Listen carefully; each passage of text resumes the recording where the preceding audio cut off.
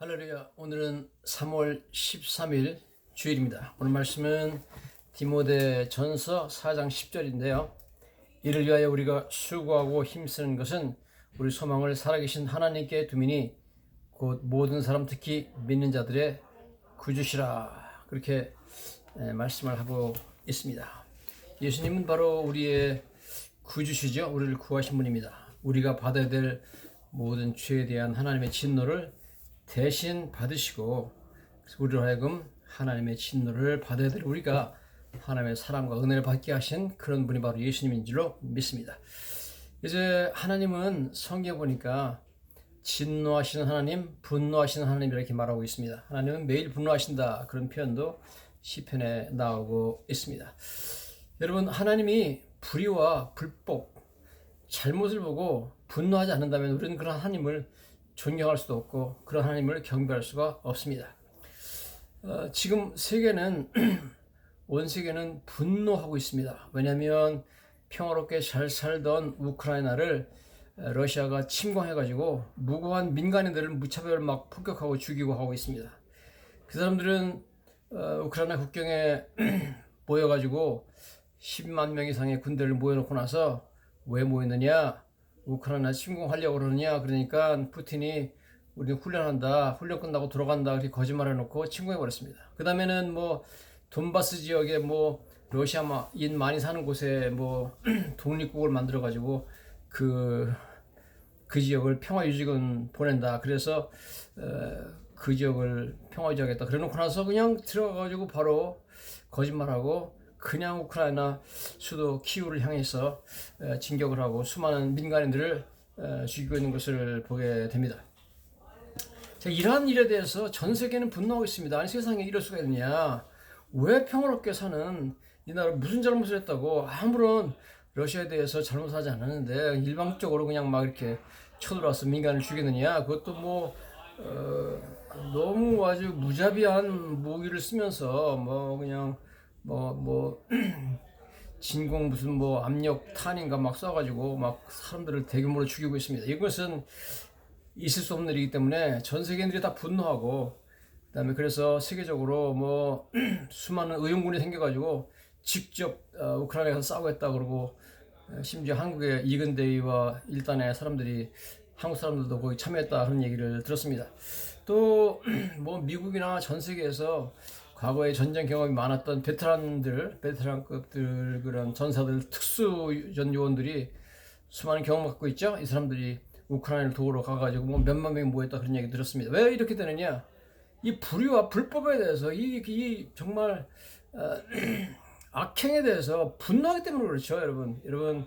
하나님은 인간의 불의와 불법과 잘못과 죄에 대해서 분노하십니다. 그렇지 않다면 하나님은 우리 하나님 될 수가 없어요. 그래서 문제는 하나님은 분노하시는 하나님입니다. 우리가 오늘 이제 지난주에 한국의 대선이 끝났죠. 3월 9일날. 그래서 아주 아슬아슬한 차로 윤석열 대통령이 당선이 됐는데, 지금 나오는 이야기를 보면 물론 아슬아슬한 차로 당선됐지만 수많은 선거 부정이 있었다 하는 얘기가 언론에 나오고 있습니다. 뭐 예를 들어서 뭐 확진자가 따로 투표를 하는데 가가지고 투표하려고 그래가지고 투표하겠다 그러니까 잠깐 기다리라고 그러고 신분증 확인하고 그다음에 뭐 위에 올라가가지고 투표지를 가지고 내려와서 주더래요. 투표제 투표하니까 그걸 자기가 달라고 그러더랍니다. 아니, 내가 투표하면 집어넣어야지 왜 당신이 그걸 가져오려고 하니까 확진자라 그렇게 안 된다 그러더랍니다.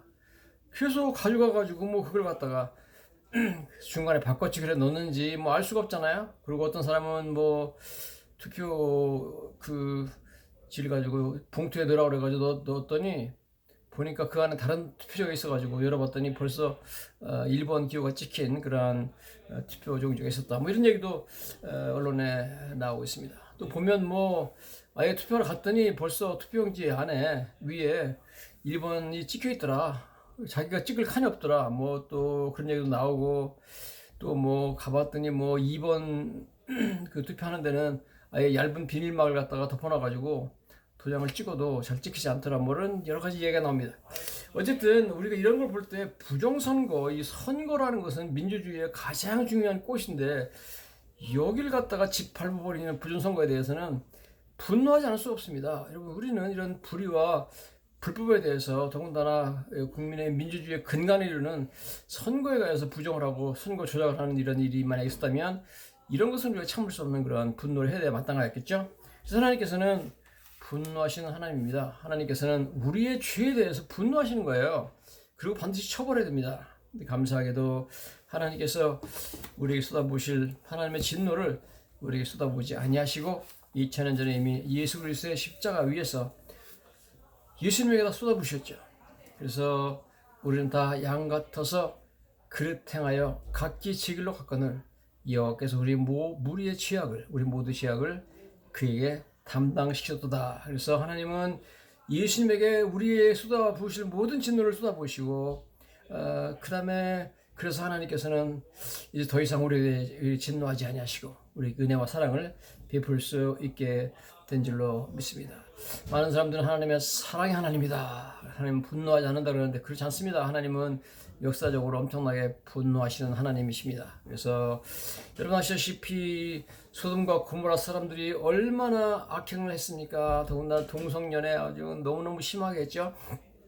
그래서 하나님께서 막 거기다가 하늘로부터 불과 영을 쏟아 부어가지고 막 그냥 어마어마한 심판을 내리고 다 죽여버리고 처벌한 것을 우리가 보게 됩니다. 하나님께서는 노아 홍수 때에도 온 인류에게 노아의 8 식구들을 빼놓고 나서 모두 다 그냥 홍수로 쓸어버려가지고 다 죽여버렸지 않습니까?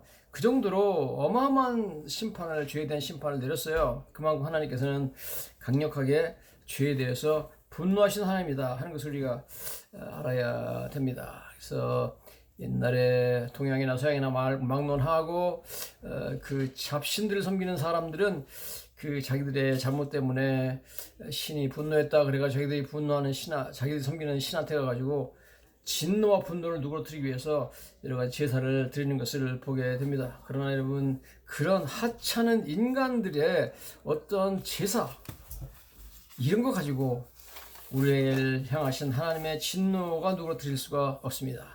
하나님께서는 오직 너에 대한 나의 진노는 나의 아들 예수 그리스도의 피를 통해서만, 그 고귀한 피를 통해서만, 그분의 죽음을 통해서만 누그러뜨릴 수 있다고 우리에게 말씀해 주고 있는 줄로 믿습니다. 놀라운 사실은 이제 성경에 보면 하나님께서 구약 제사제들을 통하여서 그 죄인들이 나와서 자기들 죄를 용서받아야 되는데 자기들이 받아야 될 모든 진노를 다 자기가 끌고 온 흠없고 점없는 어린 양 위에 하나님께서 쏟으시고 자기는 대신 죄를 용서받는 그런 그림을 구약의 희생제사 제도를 통해서 보여준 것을 보게 됩니다.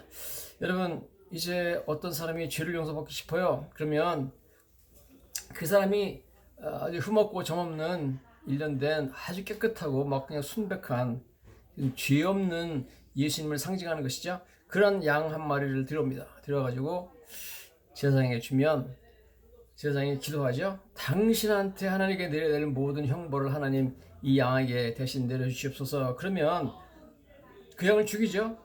아주 처참하게 죽이고 피를 흘리고, 그 다음에 죽이는 정도가 아니라 죽이고 나서 그 양의 시체를 번제단에 놓고 불로 태우죠. 그러니까 하나님께서 그 양에게 대신 진노를 퍼붓는데 이건 아주 끔찍하게 퍼붓는 겁니다. 그냥 죽이는 것만이 아니라 죽이고 시체를 난도질해 가지고 더군다나 불에 태우죠. 여러분, 옛날에 우리나라도 어떤 사람이 역적질을 하고 뭐 이러면 왕이 죽은 사람도 그 시체를 무덤에서 파내가지고 막 그 시체를 막 잘라버렸습니다. 이걸 갖다가 뭐 능지처참한다 뭐 이런 얘기를 하잖아요. 어쨌든 그것보다 더 심하게 하나님께서 하셨어요. 왜냐면 이 양에 대해서 양을 죽이고 능지처참해가지고 막 잘라가지고 죽일 뿐만 아니라 그걸 불에 태우기까지 했습니다. 즉 불에 태운다는 것은 지옥불을 의미하죠. 그래서 이 양이 내가 받을 형벌을 다 지고 하나님의 진노를 거기다 퍼부시고 양이 대신 내가 가야 될 지옥불까지 체험해버리는 겁니다. 자, 이렇게 철저하게 하나님의 진노를 그 양에게 부으시고 대신 부었기 때문에 나에 대해서 더 이상 진노를 부을 수가 없죠. 나에 대해서 진노를 풀으시고 그 다음에 분노를 풀으시고 하나님께서 그 양의 피 때문에, 양의 죽음 때문에, 양의 제사 때문에 백성들에게 참 긍휼과 인자심과 사랑을 베풀어 줄 수 있게 되는 것입니다. 자, 즉 구약 시대 때 이렇게 희생제사를 드리는 것은 앞으로 오실 예수님에 대한 그림을 미리 보여준 것이다 하는 거죠. 우리가 알다시피 히브리서 10장에 가보면 염소와 양이나 뭐 이런 동물의 피로서는 절대로, 염소나 소의 이런 피로서는 절대로 사람의 죄를 영원히 용서받을 수 없다 하는 거죠. 자, 그래서 성경에 보면 이 매년 이스라엘 달력 7월 10일 날 대속죄일에 매년 또 제사를 드리고 또 제사를 드리고 그래야 돼요. 그래야만 죄를 용서받을 수 있습니다. 즉 여러분 한번 생각해 보세요. 염소와 송아지나 뭐 이런 양의 피를 대신해서 그 하나님께서 1년 동안 어쨌든 이스라엘 백성의 지은 죄를 용서해 주셨다면, 염소나 어린 양의 피랑은 비교할 수 없는 위대한 가치를 지니신 어마어마한 하나님의 아들 예수 그리스도의 피는 우리를 1년 동안 아니라 영원히 우리를 용서해 주시는 능력이 있는 줄로 믿습니다. 하나님께서 우리에게 쏟아부으실 그 모든 진노를, 영원히 우리가 받아야 될 진노를 예수 그리스도의 그 십자가 위에서 예수님에게 쏟아 부어 주신 줄로 믿습니다. 자, 이렇게 성경은 하나님께서 어떻게 우리에 대한 하나님의 진노를 처리하는가 하는 것을 보여주고 있습니다. 이제 구약 성경의 성막에 들어가 보면 먼저 뜰이 있고, 뜰 위에는 번제단이 있고, 그 안에 들어가면 또 건물이 하나 있는데 그 안에 들어가면 성소가 나옵니다. 거룩한 자리라는 거죠. 또 그 안에 또 하나의 건물이 있어요. 이게 바로 지성소죠. 가장 거룩한 곳이라는 뜻입니다. 영어로는 이 성소를 holy place, 거룩한 장소라고 그러고, 지성소를 holy of holies, 그러니까 가장 거룩한 그런 곳이다, 그렇게 말합니다.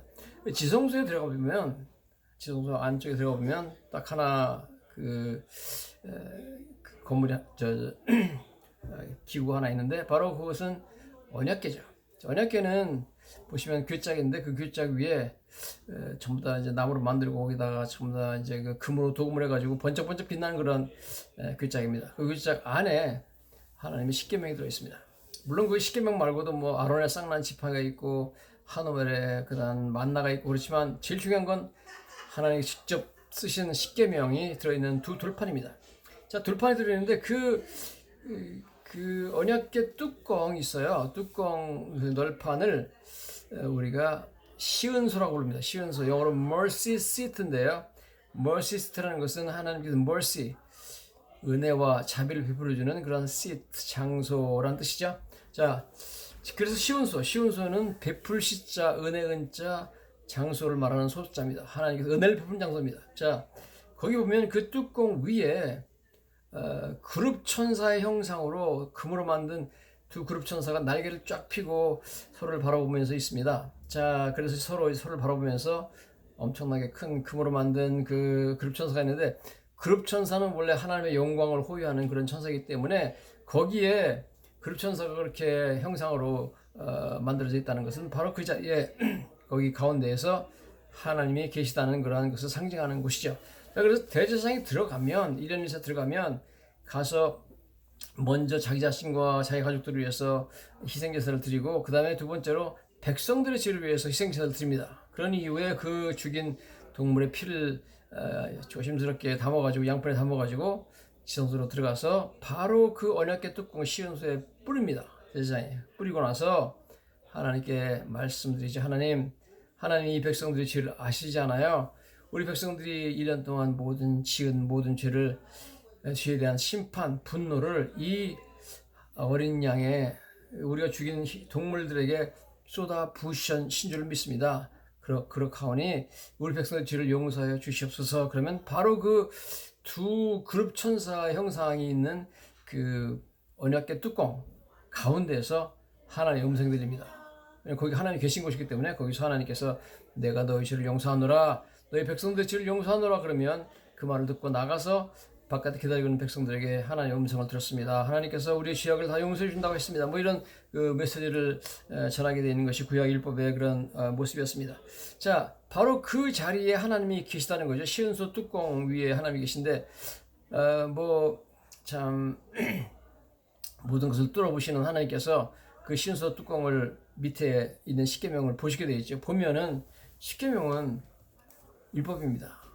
그러나 그 계명은 인간들이 죄를 가르쳐주고 있죠. 왜냐하면 그 계명을 아무도 지킨 자가 없습니다. 모든 사람은 그 계명을 다 어겼습니다. 누가 감히 십계명을 다 지켰다고 말할 수 있는 사람이 있겠습니까? 거짓말이죠. 그래서 너는 나 외에 뭐 다른 신을 내게 두지 말아라, 뭐 거기다 뭐 절하지 말아라, 뭐 안식일을 거룩히 지키라, 그다음에 뭐 내 이름을 막내되이 걷지 말아라, 살인하지 말라, 간음하지 말라, 뭐 도둑질하지 말라, 거짓말하지 말라 하지만 탐심 갖지 말라 이렇게 끝나는데 이 모든 걸 지킨 사람 아무도 없습니다. 근데 성경에 보면 그 계명 중 하나만 어겨도 모든 계명을 어기게 된다고 나와 있어요. 야고보서에. 그렇기 때문에 우리는 하나님 모든 계명을 어긴 죄인들입니다. 그래서 하나님께서 그걸 보시면 우리 죄를 보시고 십계명을 보시고 우리 죄를 보시고 우리에 대해서 분노하게 돼 있습니다. 분노하게 돼 있는데 중요한 것은 바로 대제사장에 가서 얘기하는 거죠. 하나님, 마땅히 우리가 하나님의 진노를 받을 백성들입니다. 그러나 하나님, 이미 하나님께서 이 백성들에 대해 내릴 진노를 바로 그 동물들을 죽여서 그렇게 불에 태우고 죽이는 그 동물들에게 쏟아부으셔서 대신 그들이 죽고 처참하게 이렇게 참 벌을 받았으니 우리 백성들을 용서해 주시고 은혜와 긍휼과 사랑을 베풀어 주십시오. 이렇게 기도하게 되어 있습니다. 그것이 바로 mercy seat, 그것이 바로 시은소의 역할이죠. 자, 이러한 역할을 하는 것이 바로 시은소입니다. 자, 그래서 참 우리는 시은소를 통해서 하나님의 진노, 우리에게 임할 진노가 어떻게 참 예수님에게 내려 쏟아부어졌는지 하는 것을 우리가 알게 됩니다. 여러분, 성경을 보면 누가복음 18장에 바로 이 자비와 은혜와 긍휼에 대한 아주 좋은 그런 예수님의 비유가 나오죠. 그 보면 성전에 두 사람이 왔습니다. 한 사람은 바리새인이고 한 사람은 세리였습니다. 바리새인은 예수님께서 물론 바리새인에 대해서 여러 가지 부정적인 말씀을 많이 하셨기 때문에 우리는 지금 바리새인을 아주 나쁜 사람으로 보지만 그 당시 사람들에게는 바리새인은 아주 존경받는 인물이었습니다. 아주 그냥 율법 철저하게 지키고 도덕적인 생활하고 또 많은 사람 도와주고 그다음에 뭐 금식하고 뭐 이런 사람들이 굉장히 훌륭한 사람으로 존경받던 사람입니다. 그렇기 때문에 바리새인이 와가지고 성전에 와서 기도한다 그러면 사람들이 와 좀 비켜라 조용해라, 바리새인 뭐 미스터 누구께서 오셔서 뭐 지금 기도하신다 잘 들어라 그러면서 높은 단을 만들어 가지고 바리새인 뭐 예를 들어 가지고 뭐 미스터 누구 올라오세요 뭐 이래 가지고 기도해 주세요. 그러면 사람들이 다 바리새인의 기도를 듣게 되어 있습니다. 여기서 성경에 보니까 누가복음 18장에 예수님께서 그런 말씀하시죠. 바리새인이 무슨 기도를 했느냐. 하나님, 나는 저 토색하고 불의하고 간음하고 저런 세리 같은 사람하고는 종류가 다른 사람입니다. 나는 일주일에 2번씩 금식하고 11절 하나님께 드린다 하면서 자기가 얼마나 참 올바로 신앙생활을 하고 있는 그 자기 행위를 엄청나게 자랑했습니다. 왜냐하면 바리새인은 하나님께서 행위를 기준으로 해가지고 판단을 내리시고 심판하시는 줄로 믿었습니다. 자, 그러나 그 세리는 하나님께 나와가지고 참 하나님, 나는 죄인입니다. 나는 감히 눈을 들어 하나님 바라볼 수도 없는 죄인입니다. 그러나 하나님, 나를 불쌍히 여기주세요. 그렇습니다. 중요한 것은 거기에 하나님께서 예수님께서 말씀하신 그 비유에 보면 바리새인이 나를 불쌍히 여기소서 하는 단어가 나오는데 have mercy on me, 나에게 mercy, 긍휼과 참 자비를 베풀어 달라고 하는 그 단어가 나오는데 이 바리새인의 그 세리의 기도는 성경에 나온 기도 중에서 가장 짧은 기도입니다.